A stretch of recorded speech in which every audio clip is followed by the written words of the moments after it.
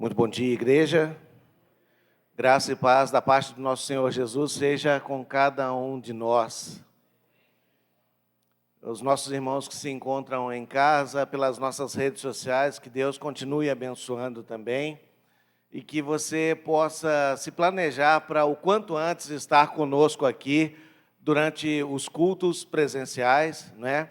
Nós continuamos ainda com 3 cultos presenciais, 2 na parte da manhã e 1 à noitinha, mas se planeje para que você possa estar aqui, para a gente poder compartilhar uns aos outros, né, o que nós estamos vivendo nesses dias tão difíceis aí que estamos vivendo. Conseguiu? Ah, tá. É que eu não vi. Passou lá.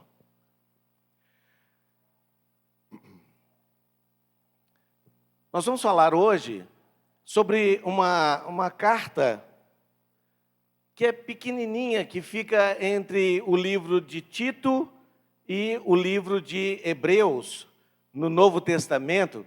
São 25 versículos, mas é uma carta inspirada pelo Espírito Santo, né, que nosso irmão Paulo enviou para Filemon. E aí nós temos a carta, a epístola de Paulo a Filemon. E hoje pela manhã, queria que vocês pudessem acompanhar comigo e nós vamos retirar 5 lições dessa pequenina carta que está incrustada aqui no Novo Testamento, mas que é inspirada por Deus e nos traz bons ensinamentos. A carta do apóstolo Paulo a Filemon, Filemon era uma pessoa abastarda, era uma pessoa rica naquela época, que morava na cidade de Colossos. Ela foi escrita em torno do ano 60 depois de Cristo, durante o momento em que Paulo estava preso na cidade de Roma. Então, de dentro da prisão, a primeira vez que Paulo foi preso, ele escreveu essa carta de dentro da prisão para esse Filemon, que era um cristão de Colossos. O propósito de Paulo em ter escrito essa carta foi convencer Filemon a perdoar Onésimo. Vocês vão entender quem é Onésimo. Onésimo é um escravo que era escravo de Filemon, e ele, naquele momento, ele estava em fuga, ele era fugitivo. Uma pessoa era considerada escravo naquela época quando alguém havia o comprado, fora capturado como escravo, ou ele nasceu de uma família de escravos. Olha para vocês verem como na época de Jesus a coisa não era fácil, né? Você podia nascer numa família de escravos e você seria escravo. Escravo, naquela época, não tinha absolutamente valor algum. Ele tinha que trabalhar. A vida dele era trabalhar para o Senhor, para o seu amo, para quem havia o comprado. Então, era uma vida realmente bastante difícil. Quando um escravo fugia de seu amo, de seu senhor, era por um motivo de furto. E a pena para esse escravo era a morte. Paulo evangelizou Onésimo na prisão, e Onésimo, o escravo, ele se converteu. Olha para vocês verem que coisa interessante, como que é interessante a história de Filemon. Onésimo vai até a prisão falar com Paulo, eu não sei se levando um recado, ou se ele foi pedir auxílio a Paulo realmente lá dentro da prisão, porque Paulo conhecia Filemon, mas Onésimo, ele conheceu Paulo, e Paulo, dentro da prisão, evangelizou Onésimo, e Onésimo se converteu. Ele ele havia cometido algum erro. Mas, pela pregação do Evangelho, Onésimo se converteu. A intenção de Paulo é que Filemão não receba Onésimo mais como escravo, mas o aceite como um irmão na fé. Primeira lição que nós vamos ver hoje pela manhã, a providência de Deus. Versículo 15 dessa pequenina carta, se você quiser acompanhar comigo aí, eu coloquei lá no telão, mas você pode acompanhar na sua Bíblia também. Desculpa.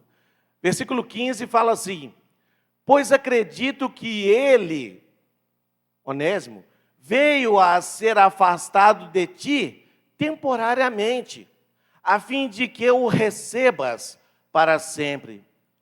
Na vida daquele que é escolhido por Deus, não existem coincidências. O que existe é providência divina. O que é providência divina? Providência de Deus diz respeito ao governo, ao controle, à direção sábia e amorosa do Senhor ao dirigir e governar a vida dos seus escolhidos, conduzindo-os sempre ao fim melhor. Semana passada, se vocês prestaram atenção, o Kleber... Vamos fazer... O que o Kleber pregou semana passada? Ele falou sobre Jonas. Não foi, irmão? Jonas não queria pregar em Nínive, e aí aconteceu alguma coisa. Ele até falou que um peixão grande, a gente não sabe se é uma baleia, ou sei lá o que é, mas o mar tem tanta coisa que a gente não conhece, né? Mas um peixe muito grande engoliu Jonas. E Jonas ficou lá 3 dias e 3 noites. E depois ele foi expelido novamente, e aí ele foi pregar lá em Nínive. Mas vocês acham que isso foi coincidência? Que o pessoal que estava lá no barco atirou Jonas no mar, e aí Jonas foi engolido por acaso por um peixe, e por acaso ele não foi consumido, né? Ele até falou por causa de bilis, né? Já pensou, dentro da barriga do peixe, o cara deve ter ficado todo sujo, mas ele não foi consumido lá dentro. Ele foi expelido. Isso é providência de Deus. É o que acontece conosco, é o que aconteceu na vida de Onésimo. Ele foi até a prisão falar com Paulo, e Paulo o converteu através da pregação da palavra. O que Deus é capaz de fazer para salvar um perdido? Alguém pode calcular? O Léo acabou de falar conosco aqui. O amor de Deus é tal, é tamanho, é tão grande que excede os nossos pensamentos, não é, Léo? Que excede todos os nossos sentimentos, a nossa capacidade mental. Será que você, que tem um único filho, seria capaz de dar a vida de seu filho para salvar a vida de outra pessoa? Uma pessoa só. Deus fez isso com o filho dele, o único filho dele, para salvar todos nós, a humanidade. Então, lá em Romanos capítulo 11, versículo 33, Paulo fala assim: ó profundidade da riqueza, tanto da sabedoria como do conhecimento de Deus, quão insondáveis são os seus juízos e quão inescrutáveis os seus caminhos. Quão grande foi a atuação de Deus para que ele pudesse ir em direção a salvar o homem, a salvar o perdido. Os caminhos de Deus na vida de Onésimo, o seu amor para com ele era maior do que a sua rebeldia, orgulho e presunção. Na verdade, não era Onésimo que estava fugindo. A verdade era Deus que estava conduzindo aquele homem por sua providência, sem Onésimo saber, aos seus propósitos. Isso chama-se providência de Deus. A atuação do Espírito Santo no mundo a favor dos seus escolhidos. Eu não sei se isso já aconteceu com você, mas De repente acontecem umas coisas estranhas na sua vida e você vai perceber a atuação de Deus naquele momento na sua vida só mais à frente. Quando vocês perceberem às vezes que Deus até o livrou, fez um livramento na sua vida de algum problema maior. A carta de Filemão nos ensina que Deus pode estar presente nas circunstâncias mais adversas. Quando as coisas parecem fora do nosso controle, descobrimos que elas continuam sob o controle soberano de Deus. Deus reverte situações humanamente impossíveis. Primeira lição, providência de Deus. Segunda lição, o poder de Deus. No versículo 11, ele fala assim: ele antes te foi inútil. Paulo falando sobre Onésimo a Filemão. Ele antes te foi inútil. Atualmente, porém, é útil a ti e a mim. Essa carta nos ensina que Deus ainda transforma desertos em mananciais. Jamais devemos duvidar ou limitar o poder de Deus. Não existe vida irrecuperável. João, e aqueles caras lá do Talibã que estão matando o pessoal, aquele pessoal, não existe vida irrecuperável. Se eles ouvirem a palavra de Deus, não o Alcorão, porque eles são extremamente radicais, né? Radicais, religiosos radicais, mas o que eles estudam, o que eles leem é o Alcorão. E eles matam as pessoas achando que eles estão certos. Mas se algum deles ouvirem o Evangelho, o verdadeiro Evangelho, a palavra de Deus, que todos nós tivemos oportunidade de ouvir, e se converterem, é o poder de Deus. É o poder de Deus que está recuperando uma vida. Onésimo era um escravo rebelde e fugitivo. Nada havia nele que eu pudesse recomendar. É provável que houvesse muito ódio no seu coração.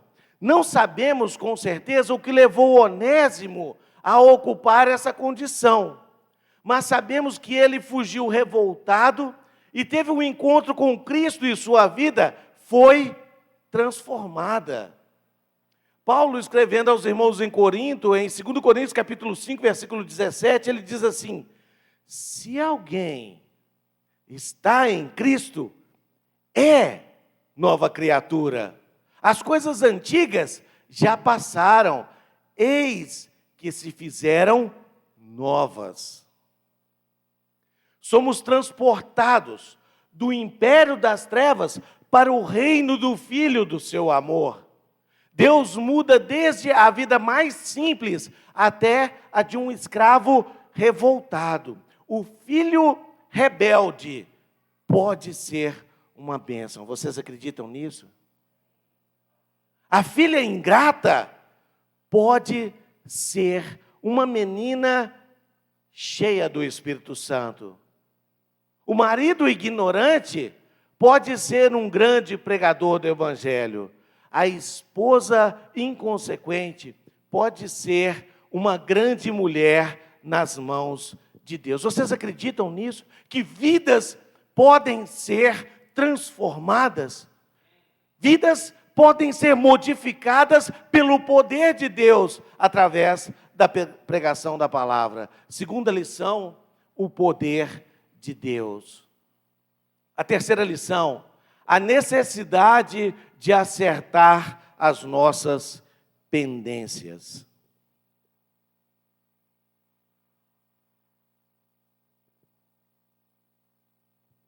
Vou tomar uma aguinha aqui, como o João me diz, né? Precisa cuidar da garganta. A necessidade de acertar as nossas pendências. Versículo 12 dessa carta de Filemão fala assim: eu te envio de volta em pessoa, quero dizer, o meu próprio coração. Ao que Paulo diz, parece que Filemon não era um mau patrão, um senhor de escravos ruim, que ele tratava mal os seus escravos.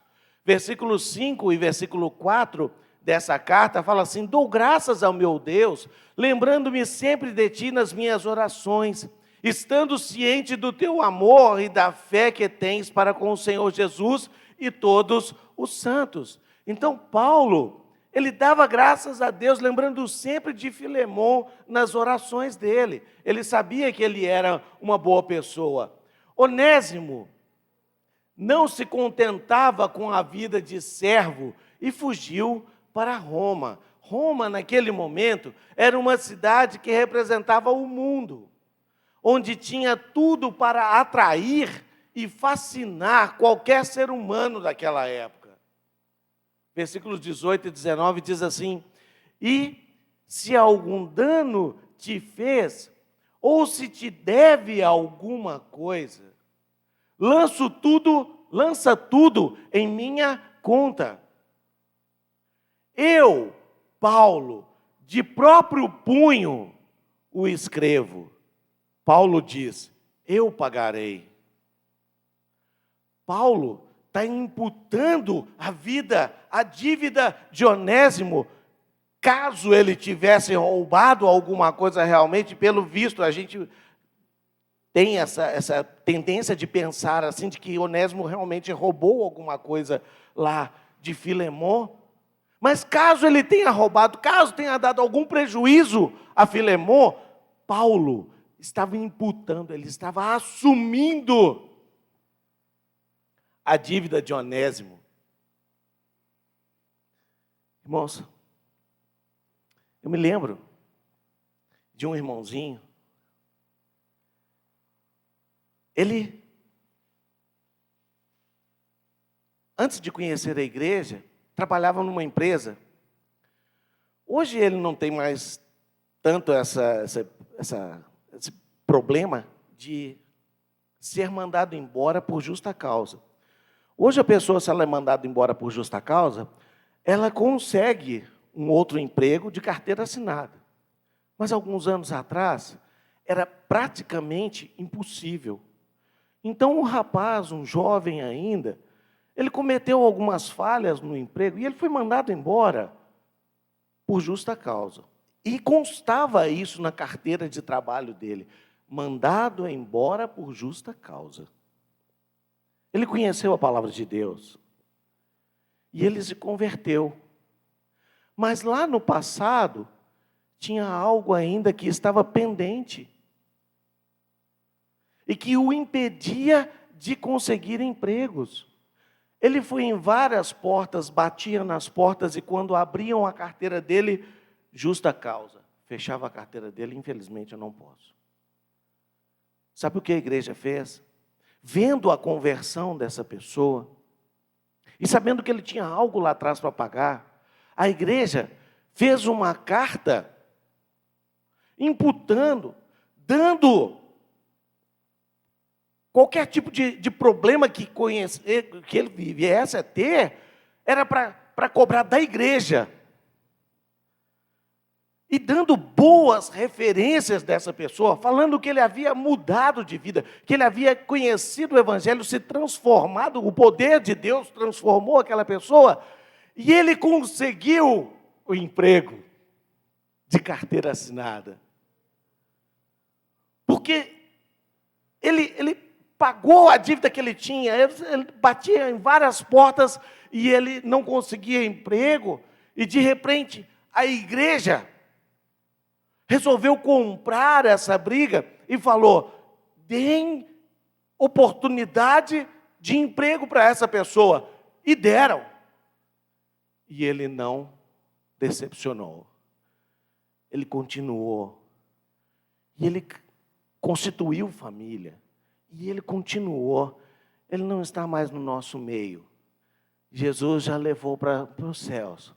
Mas ele continuou firme até os últimos dias, até os últimos momentos. E ele não decepcionou a igreja do Senhor Jesus. E Paulo está falando isso. Ele mesmo iria pagar a dívida de Onésimo. Paulo entendeu muito bem a situação ocorrida entre Filemão e Onésimo. Sabia que havia grandes chances de Filemão ter ficado com algum prejuízo material ou emocional. Quando Onésimo conheceu o Senhor Jesus, tudo começou a ser colocado em ordem na vida de um dos próximos, na sua vida, e um dos próximos passos era reconciliar-se. Existem muitos cristãos que até querem ser uma bênção, mas sem acertar as coisas erradas que cometeram no passado. E são exatamente essas coisas que cometemos no passado que nos impedem de desenvolver na vida espiritual. Precisamos aprender a acertar as nossas pendências. Um outro caso rapidinho, pequenininho. Um irmão que era lá da igreja de Cristo, no Rio de Janeiro. Ele passou um período no exército. E ele tinha uma carreira, uma patente no exército. Só que ele teve um problema. Ele teve eu não me lembro ao certo se foi num exercício de guerra. Ele sofreu um acidente. E ele teve um deslocamento na clavícula. Eu conheci essa pessoa.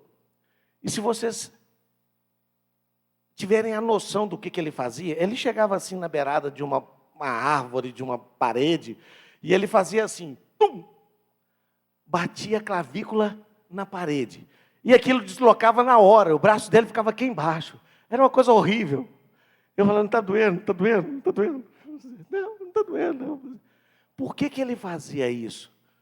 Porque ele continuava recebendo do exército, e ele, de tempos em tempos, ele precisava passar por uma verificação dos médicos no exército e falar assim, vamos ver como é que está o seu braço.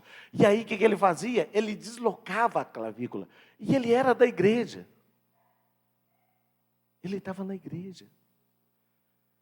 E aí, quando os membros mais experientes, os líderes, ficaram sabendo dessa situação, chamou ele e falou, vem cá, você está na igreja. Não há nada que a gente possa fazer na nossa vida para mudar a nossa vida, limpar a nossa vida, para que a gente possa salvar. A salvação é algo vinda de Deus, é de graça. É uma graça que nós recebemos, um presente que nós recebemos.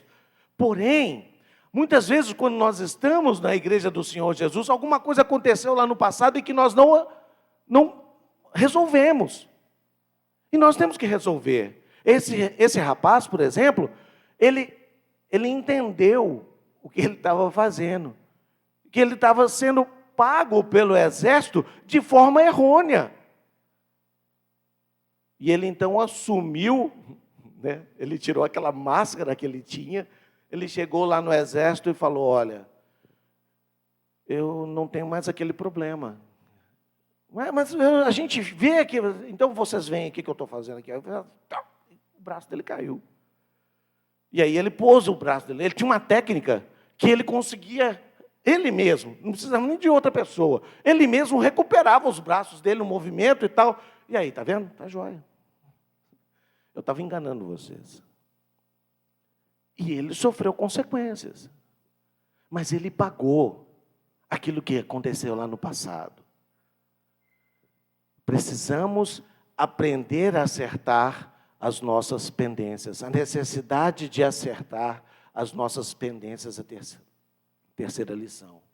A quarta lição, a necessidade de tratar com o nosso senso de justiça própria. Versículo 14. Nada, porém, quis fazer sem teu consentimento, para que a tua bondade não venha a ser como que por obrigação, mas livre de vontade. Eu queria perguntar para vocês, alguém aqui já se sentiu injustiçado na sua vida em algum momento? Eu já. Já sentiu a dor da traição, da ingratidão?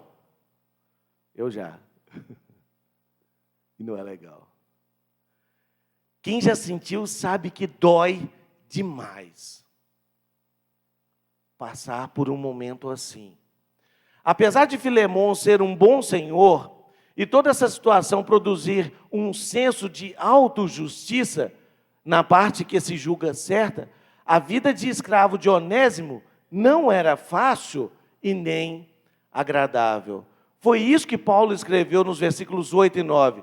Pois bem, ainda que eu sinta plena liberdade em Cristo para te ordenar o que convém, Paulo, como apóstolo do Senhor Jesus, ele poderia ordenar. Você recebe Onésimo, porque agora ele é convertido. Ele faz parte do reino do Senhor Jesus. Então você aceite ele. Mas Paulo não fez isso. Paulo poderia ordenar. Prefiro, todavia, solicitar em nome do amor. Tem certas coisas na vida que não adianta empurrar goela abaixo. Algumas coisas não são questão de forçar a barra, é questão de abrir o coração para o Espírito Santo, que ele vai regar, ele vai banhar e ele vai fazer a obra. Versículo 14 fala: nada, porém, quis fazer sem o teu consentimento, para que a tua bondade não venha a ser como que por obrigação, mas de livre vontade. A verdade que o Senhor queria restaurar Onésimo da vergonha que ele havia passado e que ele percebeu que ele tinha cometido alguma coisa errada, então ele se envergonhou, ele estava envergonhado dessa situação, mas também Deus queria restaurar Filemon do seu senso de autojustiça e de autopiedade. Vocês já passaram por essa situação? Muitas vezes alguém faz alguma coisa contra a gente e fala assim, biquinho, não foi ele, não fui eu, foi ele. Eu fui injustiçado. Vocês não estão com peninha de mim? Estou com um biquinho.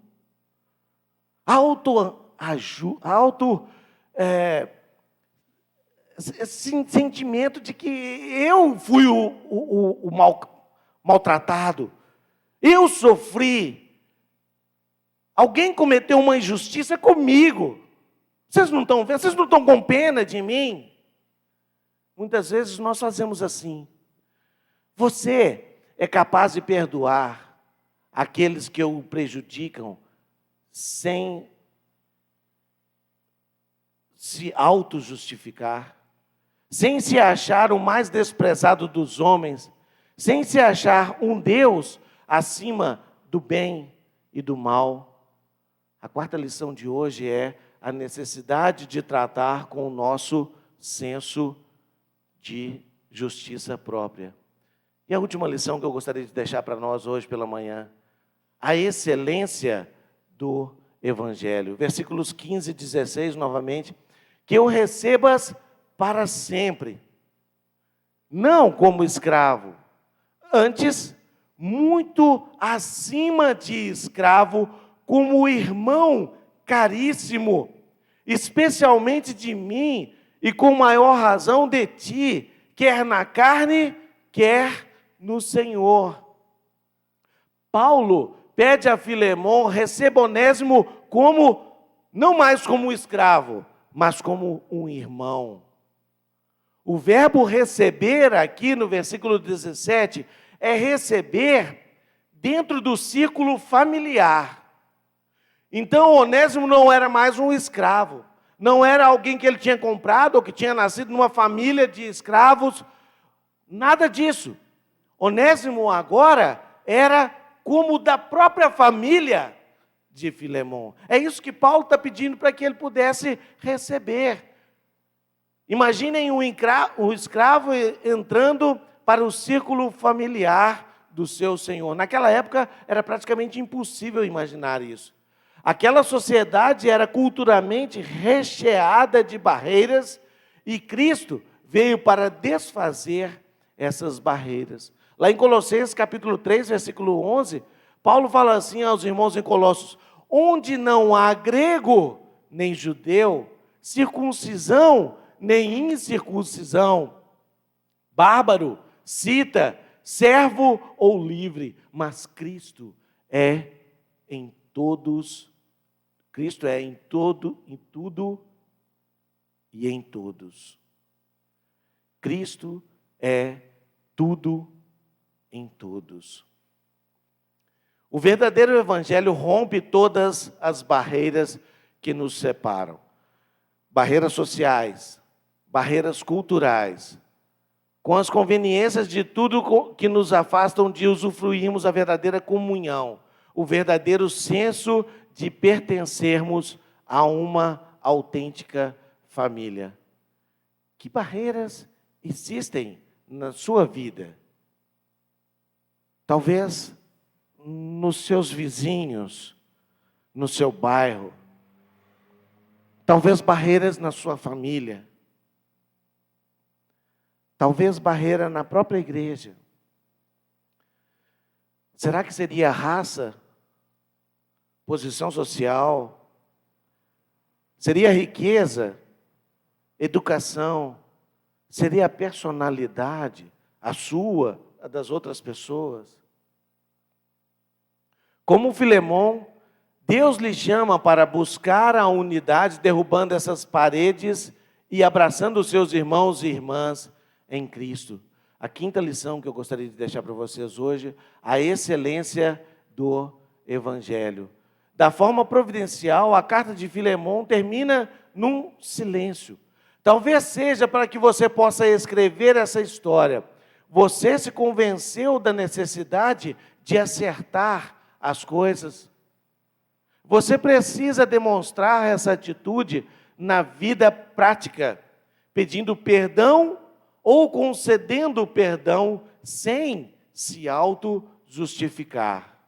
A providência de Deus te trouxe hoje aqui, para que aqui a sua vida seja transformada pelo Evangelho do Senhor Jesus.